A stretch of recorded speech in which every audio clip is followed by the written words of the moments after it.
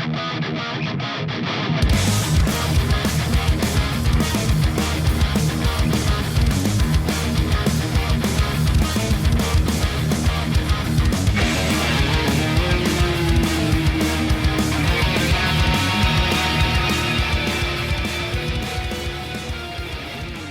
are listening to Unscripted Moments, a podcast about propaganda.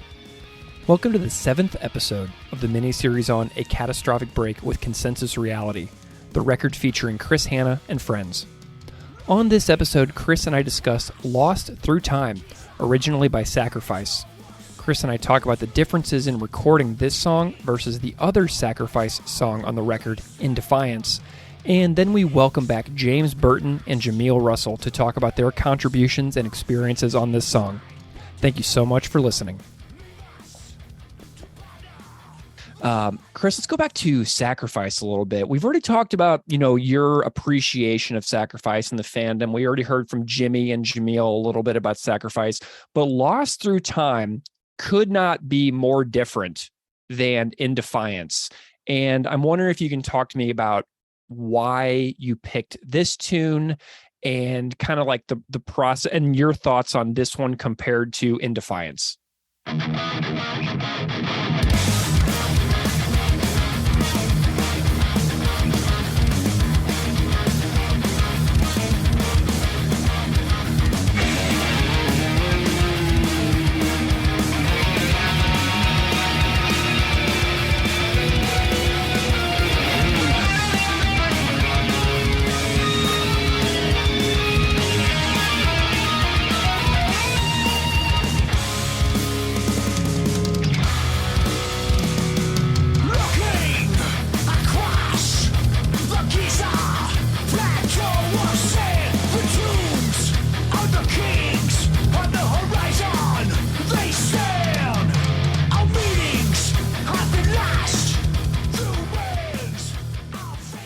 Yeah, the process was pretty much the same as In Defiance, but I probably felt like I was able to lean into this one a little more because there's a little more room to breathe in this song and a little more time to be in the moment as we were recording or as I was recording my parts. Whereas with In Defiance, I was, there's literally milliseconds to pull off a riff or a vocal part, and then you're off to another highly difficult speed riff or vocal line. So with Lost Through Time, I probably had a little more fun with the guitars and vocals compared with In Defiance, which was, I was kind of sweating it at times and stressing a little more. Although I was really putting an emphasis on fun for both of them, but In Defiance is a real challenge. Lost Through Time is also challenging, but I think it gave me a chance to really savor the process and, like I say, lean into the heaviness and that. And again, I was trying to sing it as a fan, which I think has the potential to sound ridiculous at times, but I don't even care. Like, it was just fun. You've chatted on your Patreon about your process in the last couple of years of trying to continue to learn new guitar playing strategies and methods. A lot of people who follow your Patreon really love when you talk about like the technical side of what you do to continue to develop and grow with your own instrument. And so I'm wondering with these Sacrifice tunes, if you did anything, if you had to learn anything that you've never done before on guitar, did you do any brand new stuff that you had to like learn for the first time to do In Defiance and Lost Through Time? I think doing the guitar parts for these two songs, maybe particularly In Defiance, was part of an inspiration for me to think a little more about what I was doing with my right hand, my picking hand. I've never really thought about it at all, and to my own detriment. And because I was having trouble with some of the syncing my right and left hands within Defiance and having to really pay attention, I thought, okay, well, I need to do something about this. Like I think what I was thinking was, okay, well, with propaganda songs, the songs end up in my wheelhouse. I'm probably skipping out on certain things because they're too immediately challenging, and I couldn't skip over them within Defiance. So I thought, well, why don't I figure it out? Why don't I figure out a way to play these a little more convincingly instead of having to punch in everything? And then maybe that will translate into cooler propaganda parts. So it wasn't the only thing that was kind of making me think about that, but I have been working on that, and it's been a really slow grind to improve my right hand picking and syncing it with my left hand. I'm not a natural guitar player or a musician, but like I feel like I've made progress over the past few months. And I think Jordan Todd will tell you, and Sulin too will tell you that. It's just that Jordan and Todd see it more often in the practice space. Yeah. That I think they would agree that there's a bit of a difference. It's like, it's a game of millimeters, really. But I think I've gained a couple millimeters in being able to pull off fast picking parts a bit better with more accuracy than I used to be able to do. Well, that's excellent, because having so many songs that you've already done in your life, keeping it interesting at this point. I mean, is it keeping it more interesting for you whenever you realize that you've like gained a couple of millimeters and you're like, oh, right on. This is really re-inspiring and reinvigorating at this point. I think so. I think especially because, in the practice space, it's not even limited to new songs. It's like when playing older songs, and ballparking them is fine, but every time you don't like really nail something in the practice space, there's this little tiny bit of discouragement that runs through my body. And if I can correct that by correcting, or if I can limit that sense of discouragement and turn it into like these little spurts of encouragement when I pull off a part, because I'm no longer just playing fast parts sloppily, then that will increase my interest in being in the practice space and making songs, and will just increase the overall good vibes in the practice space. Well, I love that learning Sacrifice tunes in Defiance and Lost Through Time has, a little piece of keeping it fresh for you and keeping yourself growing as a player. So we're going to hear more from James Burton and Jahmeel Russell, who played on the tune Lost Through Time. So let's go to them now, and we'll hear their thoughts on this tune, and we'll be back in a bit.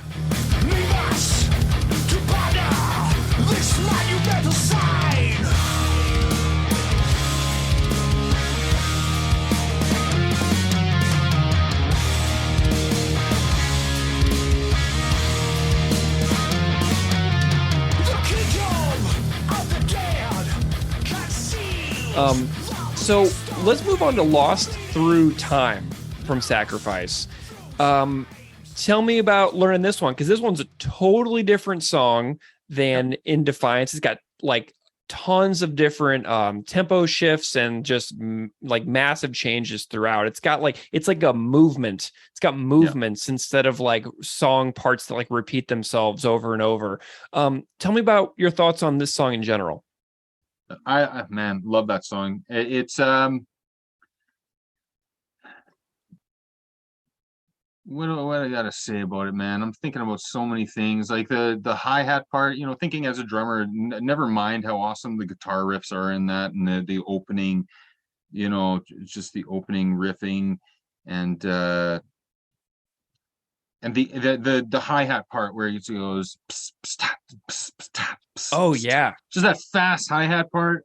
As soon as I heard that for the first time, I was like, holy, this is so groovy, like he's playing just this ripping fast thing, and so groovy.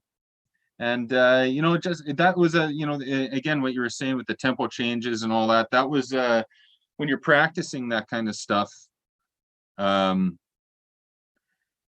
it's a lot of memorization, I guess, to get really comfortable with that, and making it flow while you're playing along to the track, the original recordings, right? So you're just having to get your memory going and just play it lots. So all these songs I'll never forget from until if I don't listen to these songs for 10 years, I'll turn it on, I'll know it for note for note, the amount of times I've had to play that song.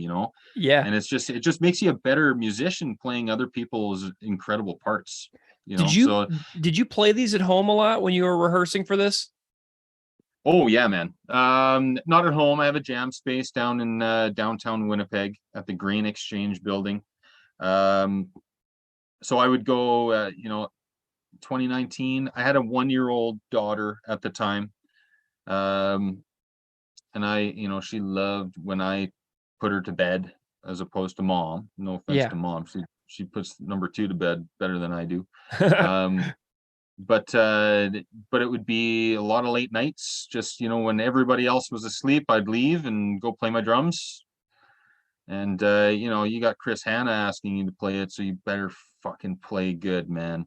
So there was a lot of pressure and a lot of excitement to do all of that. So you just play as much as you can. And it's funny too, there was a downtime too, because Chris invited me to play in wintertime, and then it took till June. So there was it might have been even longer. I can't remember when he asked me exactly, but I feel that it was almost, there was some downtime. They had tours, there was other shit going on, and from the day he asked me, it still took months and months and months before we actually got together. So it was, although we did have one rehearsal. Really? Yeah, we did. We got together and had a couple of beers at my jam space, and we got to jam out.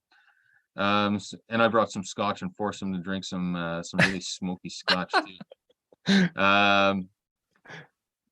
What else? Yeah, so I guess we did have a really cool little rehearsal that I kind of forced myself to be ready for early in time, but then it took a while for us to actually do the recording. So it was a little bit of a break, and then we got back hard. So you practice lots, and then you have this window not to practice and get other stuff going, and then you get back to as soon as you got a date, you're just really cramming in the practice. Man, that's great that you guys actually had like a live in-person jam though, because what a great memory for you, Yeah, man. Oh yeah. Oh, yeah, sweet. Yeah. Shines as the sunlight descends.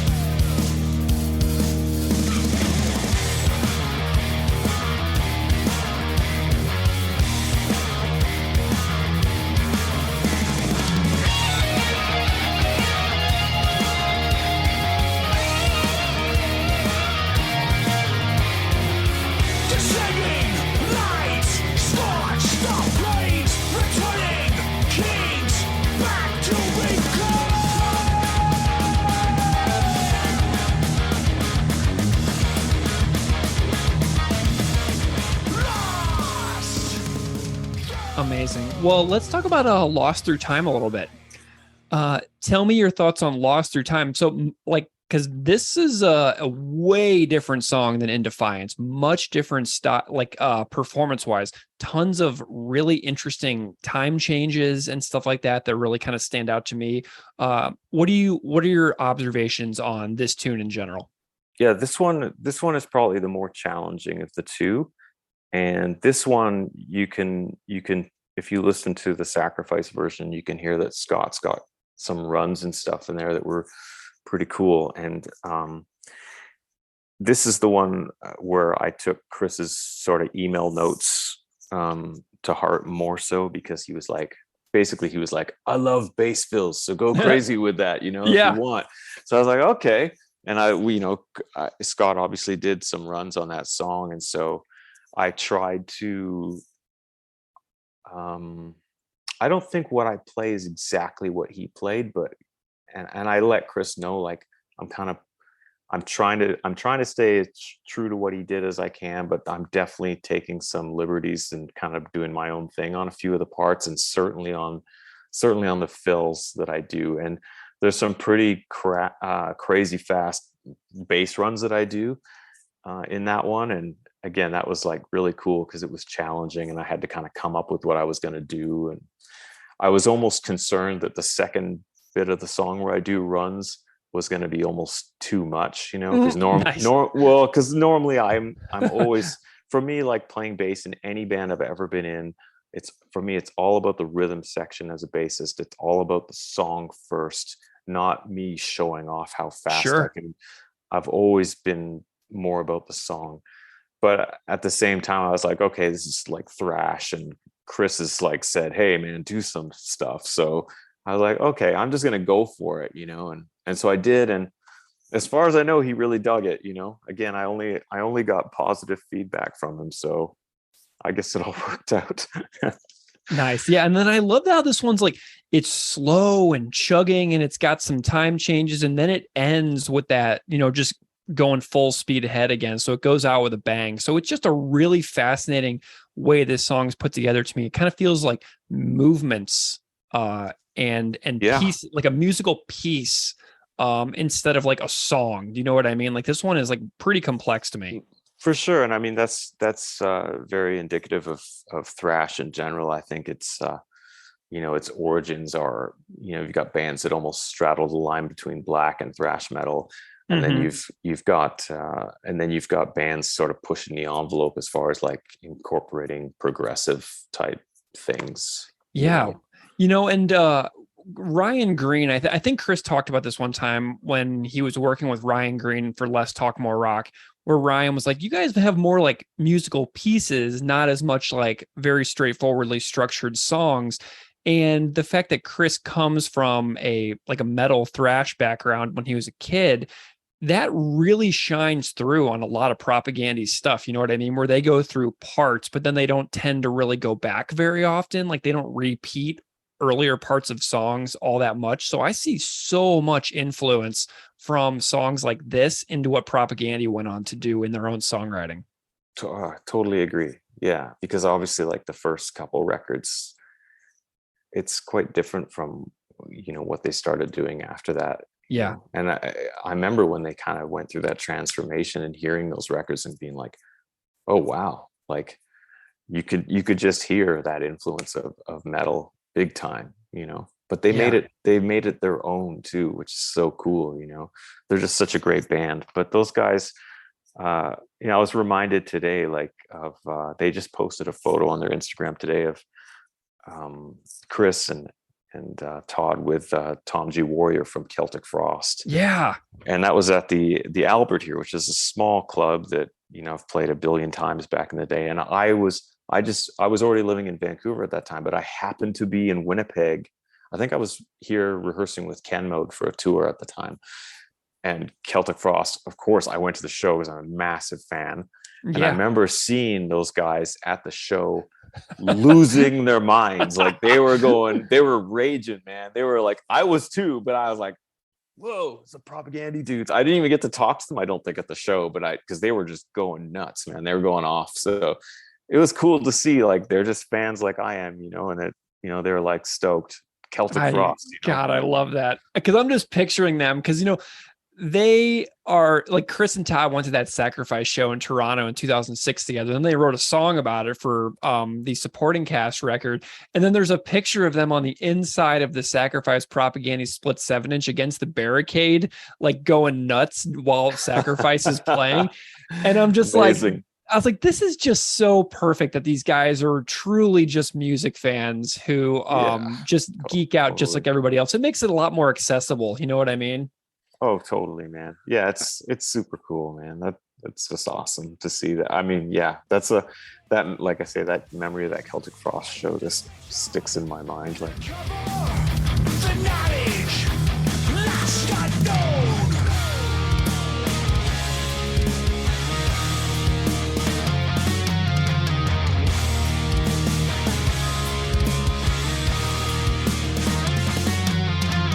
Lost. Gone.